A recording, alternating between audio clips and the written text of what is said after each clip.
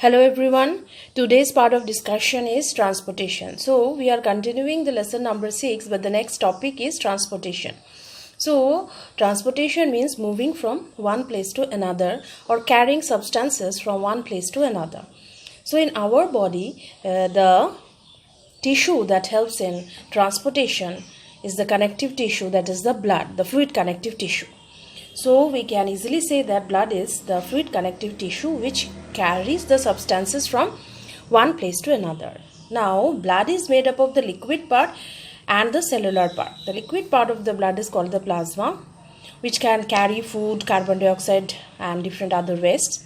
And there are cells, that is red blood cells, white blood cells and the platelets. So, the red blood cells will carry the oxygen. So here we will talk about only the transportation part. So we'll talk about RBC that will carry oxygen to all the parts of the body and help the cells to survive. And the plasma will carry the food, the carbon dioxide, different other wastes. So actually what we are studying here is transportation, that means carriage of different substances inside our body by the help of the blood. Now along with blood, there should be a pumping organ, which is the heart, and different other tubes which will carry the blood from one portion of the body to the other. So we have blood, we have heart and the different types of blood vessels which will carry the blood from one part of the body to the other. And this will help in developing a good transportation system in our body. So first of all, we will discuss about the pumping organ of our body, that is the heart, and in human being it is fourth chamber. So first of all, we will discuss about the fourth chambered heart of the humans. Now if you can see here, I have simplified the structure of the heart in order to make you understand. This is not the exact diagram of the heart, but I have simplified it just to show you the different parts of the heart. There are 4 chambers, it is 1, 2, 3, 4 if you can see, and this is right atrium, this is right ventricle, left atrium and left ventricle. Instead of atrium you can also say auricles. So right auricles, right ventricles, left auricles and left ventricles. This A stands for auricles or atrium. So there are 4 chambers in human heart, and the 4 chambers are very important to pump the blood to different parts of the body and to the lungs also. So if you can focus here, you can see I have drawn 3 pipe-like structures. Simply, this is a simple diagram. So I have drawn 3 pipe-like structures here, which will carry the, you can say, impure blood from different parts of the body to the heart for purification. And what is purification? Purification means adding of oxygen. So for this, the blood has to come to the heart so that heart can pump it to the lungs for further addition of oxygen. So from all the body parts, the blood vessels will bring the blood into the right atrium. So there are 3 as I have shown here. So this is superior vena cava, inferior vena cava, and this is the vena cava that will bring the blood from the wall of the heart itself, that is the coronary vein. So this vena cava, you can see here, I have written here vena cava, that is, it will bring the blood from the lower portion of the body, so it is inferior vena cava, and superior vena cava, which will bring the blood from the upper part of the body, and this one will bring the blood from the wall of the heart itself. So all these 3 blood vessels will bring the blood from the different parts of the body and will allow the right atrium to pass the blood to the right ventricle. So from here the blood has to travel to right ventricles, and if it passes to the right ventricle and through which it will pass, there will be an opening. So that will be guarded by the valves. Now this is an opening which will allow the blood to go to the right ventricle. This opening is guarded by the valves, and what type of valve that I will be telling you later.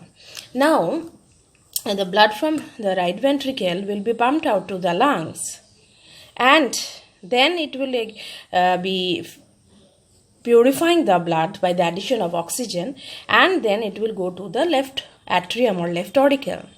From the left auricle it has to go to the left ventricle, and then it will pass the blood, the oxygenated blood, to all the parts of the body through the aorta. The main branch, the main part which will allow the blood to come out of the heart is called the left, that is the aorta, and which will pass the blood to all the parts of the body through its branches, that is the arteries. The main part is the aorta. So main cycle is this, that is right auricle, from there it will go to right ventricle, then it will go to the lungs, from the lungs it will go to the left auricle or left atrium, then it will go to the left ventricle, and from there it will pass on to the whole body through the different branches of the aorta, which are called as the arteries. Right? So now we will discuss about the valves. Now you can see right auricle, right ventricle, these are the two chambers. In between there is a gap, just now I told opening. This opening is called tricuspid valve. Why this is called tricuspid valve? Because you can see here the opening is guarded by three flap-like structures, three membrane-like structures. So that is why it is called as tricuspid. Three cusp-like structures like this. These are membranous, like thin folds of skin. So they are called as tricuspid valve. And the opening between the left auricle and the left ventricle is called as the bicuspid valve. See, the opening is guarded by two cusp-like structures, so it is called as bicuspid valve. So here, this is a simplified diagrammatic view of what is happening in the heart. So four chambers with the two openings guarded by the valves. And why valve is present? So that the blood will not again go back to the same position, to prevent the backflow of the blood. So when the blood travels from right auricle to the right ventricle, the valve closes, otherwise it will move back to its position. So it will not allow the backflow of the blood. So that is why the valves are present. This is three cusp, so that is tricuspid, and this is having two cusps, so that is bicuspid. Now this process, that is circling of the blood, will take place to the lungs and again back to the heart, and again the heart will pump it to the left ventricle, and this left ventricle pump it to the aorta and will be passed on to the whole body parts. This way continuous the cycle will go on, and this is called as the cardiac cycle.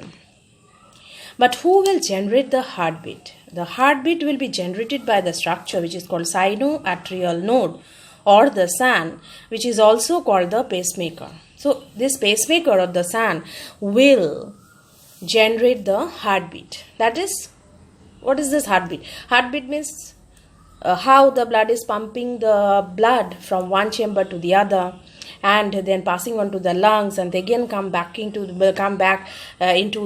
heart, and then again it is passing on to the whole body parts. So this way the heart is maintaining its cycle, and it is pumping the blood. The beatings of the heart are generated by the pacemaker, which is called the sinoatrial node or SAN. This is called the pacemaker of the heart. So the human body is having four-chambered heart, and there is no mixing of blood in between these chambers. They are all separated. Only the blood can pass from right auricle to ventricle, left auricle to left ventricle through these valves or openings, and there is no mixing of blood. They always prevent mixing. But when the child is in mother's body, there is an opening in between the right auricle and left auricle, and whenever the child is born, this is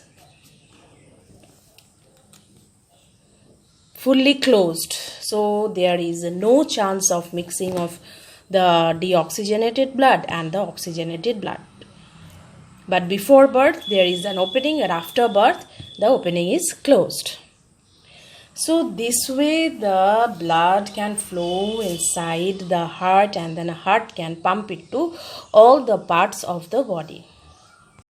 So as you have seen here, the heart is having two valves, that is tricuspid valve and the bicuspid valve.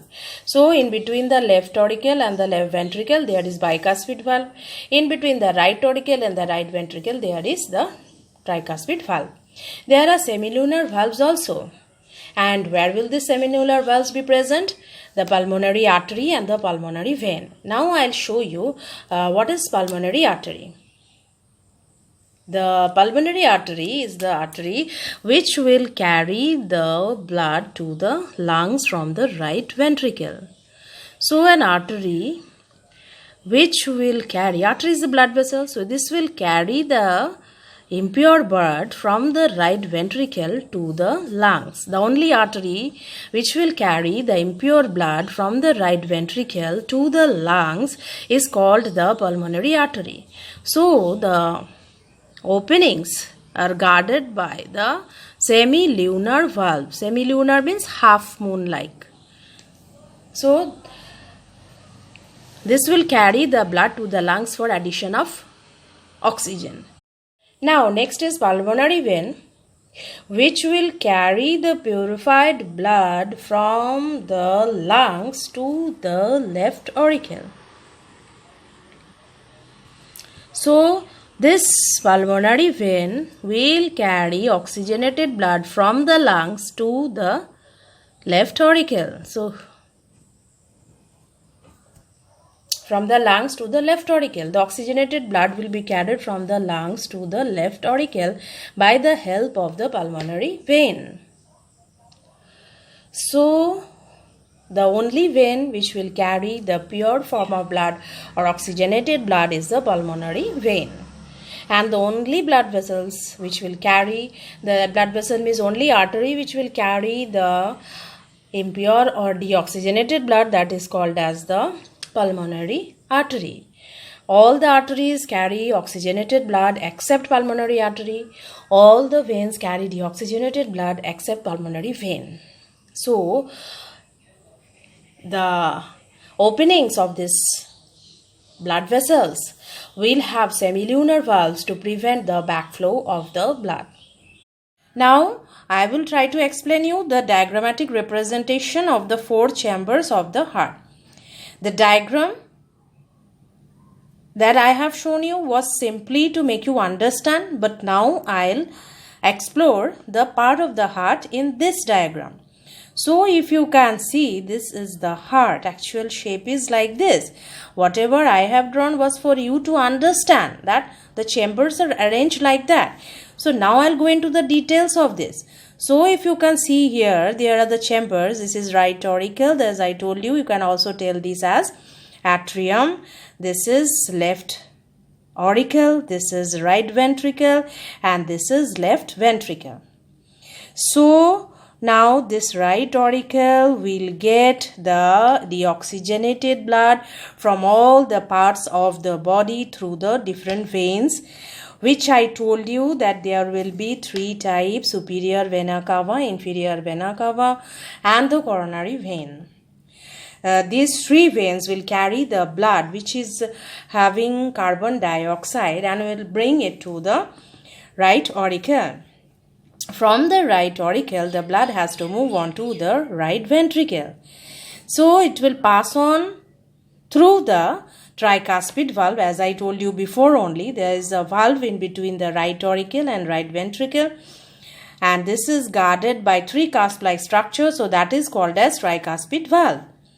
Now this right ventricle will pump the blood to the pulmonary artery, which will carry it to the lungs, as I have already explained. So pulmonary artery will carry the blood to the lungs for the addition of oxygen. So this is the pulmonary artery which will carry the blood towards the lungs, where oxygenation will be taking place. Then after that, pulmonary vein will bring down the oxygen-rich blood from the lungs to the left auricle. Because in lungs, oxygenation will take place. So, pulmonary vein, only vein which will carry oxygenated blood and will bring it to the heart, that is the left auricle. Then, from the left auricle, it has to go to the left ventricle and through the bicuspid valve. It is guarded by two cusp-like structures, so it is called as the bicuspid valve. So when it will go to the left ventricle has to pump the blood to all the parts of the body through the main branch of the blood vessel, the main part that is called the aorta, which will carry the blood to different parts of the body, as I have already explained in the previous simple diagrammatic form. So this is the aorta.